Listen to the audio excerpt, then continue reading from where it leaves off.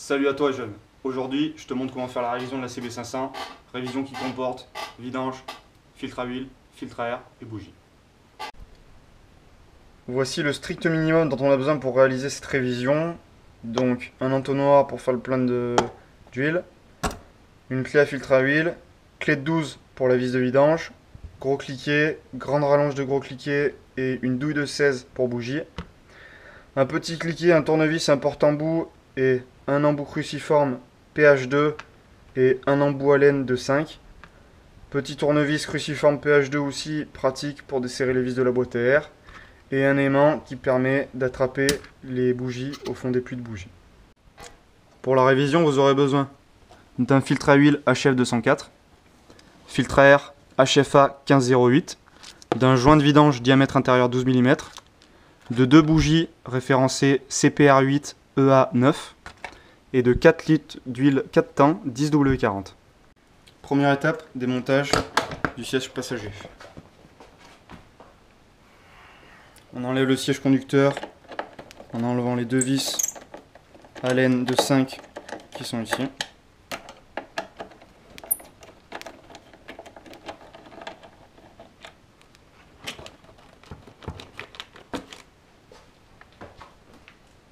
Ce qui nous donne directement accès au compartiment où la batterie est située. On va enlever cette sangle, hop, c'est pas compliqué. Et ensuite, avec un tournevis cruciforme, on va venir défaire les cosses. Peu importe la cosse que vous enlevez en premier, pensez juste à remettre les vis tout de suite après.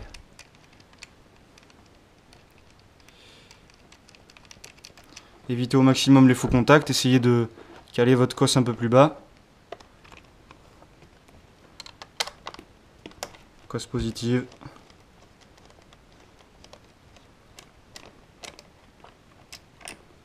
Et vous pouvez retirer la batterie.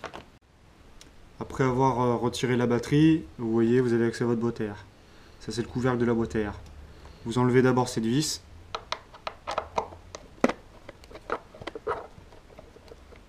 Qui tient ce petit boîtier. Vous le mettez de côté et là, vous avez 4 vis à dévisser. Une ici, une juste en dessous ici et une autre juste ici. Une fois que vous avez ouvert la boîte à air, vous avez directement accès au filtre à air. Rien de compliqué, il n'y a que des vis cruciformes. Il vous faut un tournevis cruciforme PH2.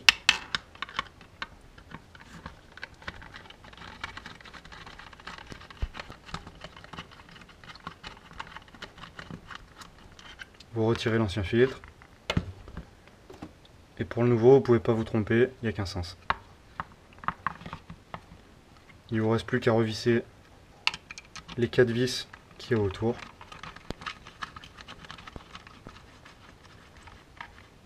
Et de réinstaller ça sur la boîte à air.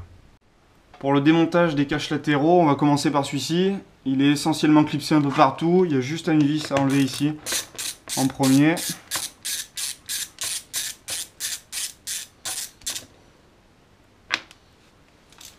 Ensuite, faut pas avoir peur de tirer un peu pour le déclipser. Faut pas tirer trop de ce côté parce qu'il est fixe avec celui-là. Et il y a une vis cachée juste derrière. J'ai un peu de mou, bon ça vient tout seul finalement. Ensuite on enlèvera cette vis là.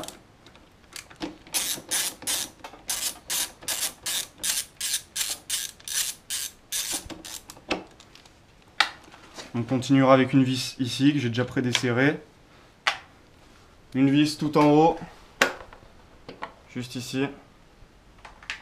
Et il restera plus que 2 vis, juste là.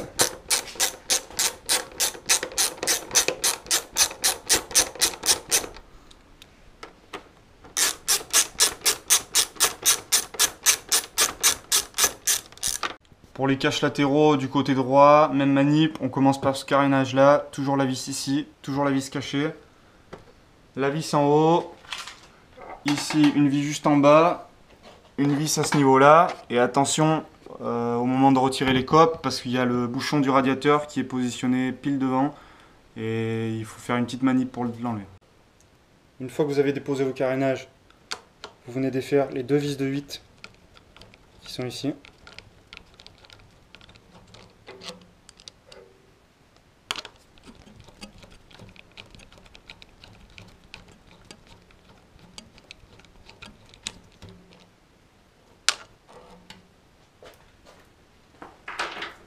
Et ensuite, vous viendrez débloquer la vis, juste débloquer avec une clé de vis. Vous venez débloquer 2-3 tours et ce sera bon. Donc ensuite, vous accédez au-dessous du réservoir. C'était important de laisser la vis de derrière parce qu'elle vous permet de le lever et qu'il reste en position. Vous venez débrancher ces deux durites qui sont là. Il n'y a pas à s'inquiéter de liquide qui coule. C'est ce qu'on appelle les trop-pleins. C'est quand votre réservoir déborde, ça fait tomber le long de la route. Après avoir déposé ces deux durites, vous venez débrancher votre pompe. Votre pompe, vous voyez le câble est ici. Et il vient se brancher sur une prise qui est juste là. Et après ça, vous débrancherez cette durite, la durite qui envoie l'essence, dans la méthode qu'on va vous montrer juste après. Bon, alors je vais vous montrer la méthode pour débrancher la durite d'essence sous réservoir. Je fais ça à réservoir déposé parce que c'est compliqué. En fait, vous voyez ici, vous avez un espèce d'anneau en caoutchouc. Cet anneau en caoutchouc, vous allez tirer sur la partie pleine pour le sortir. Vous le laissez de côté. Et une fois qu'il est sorti, vous pouvez appuyer sur les deux ergots qui sont ici et débrancher votre durite. Se faire de la place. Les bougies sont juste en dessous ici. Au préalable, première chose à faire, enlever la vis qui se situe ici, débrancher les antiparasites, les sortir. Et surtout très important, il faut absolument débrancher ce relais. Il est connecté par derrière, il suffit de tirer sur la fiche. Vous le retirez, vous le rebranchez, vous le mettez de côté. Vous finissez d'enlever vos antiparasites. Il ne faut pas avoir peur de tirer sans arracher les fils. Et vous avez accès aux bougies qui sont juste ici. Pour le remplacement de la bougie, vous aurez donc besoin de la bougie CPR8 EA9, d'une douille à bougie 16 mm, et pour accéder jusqu'au fond du puits, d'une rallonge de gros cliquet. Concernant ce qui est de la méthode de serrage, vous aurez soit le couple indiqué au dos de la boîte. En ce qui me concerne, ils me disent d'amener la bougie jusqu'au contact au fond du puits et de rajouter un demi au serrage. Donc pour remettre la nouvelle bougie, je la laisse tomber au fond du puits.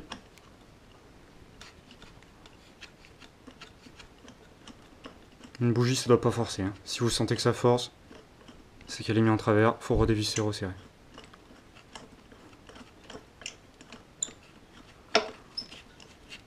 Je fais en sorte de l'amener jusqu'au contact. Là vous voyez, je suis au contact. Je mets mon cliquet.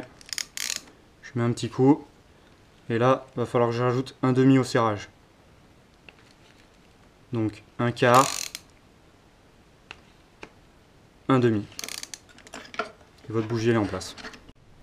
Pour ce qui est de la vidange, il suffit d'avoir une clé de 12. On débloque la vis. On prépare un récipient.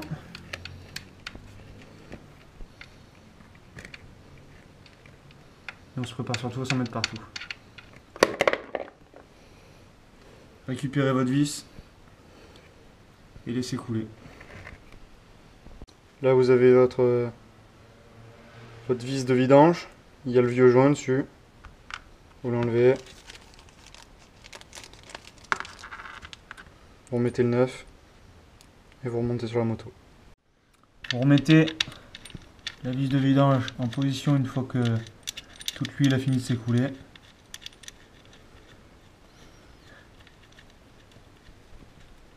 Vous amenez jusqu'au contact et là il n'y a pas besoin de serrer comme un sourd.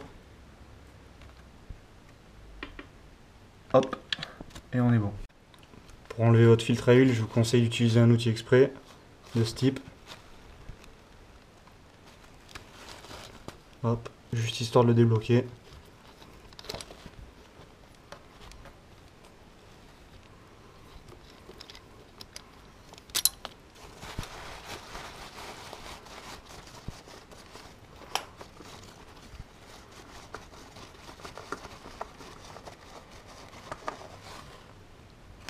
Et voilà. Prenez votre filtre à huile neuf. Vous pouvez mettre un petit coup de graissage avec la vieille huile de vidange si vous voulez, mais les joints ils sont déjà pré-graissés. Il suffit de le remettre en position.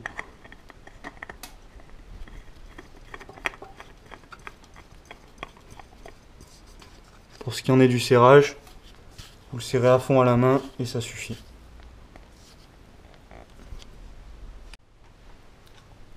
Une fois la vidange faite, le filtre à huile resserré, vous ouvrez votre bouchon de remplissage.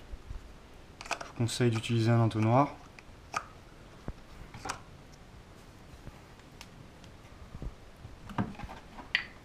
Et vous allez venir remplir le moteur. Sachant que la préconisation elle est de 2,7 litres d'huile.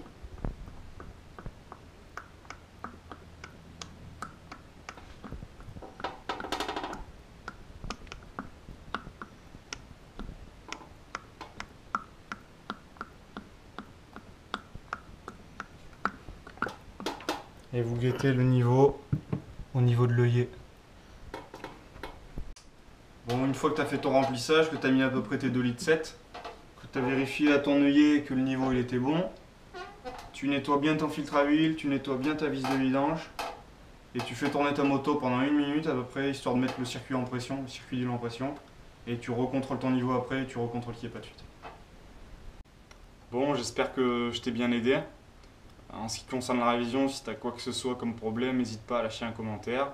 Là, il n'y a rien de compliqué, il suffit juste de s'appliquer, de faire les choses dans l'ordre et dans le respect de la mécanique. Salut à toi, jeune.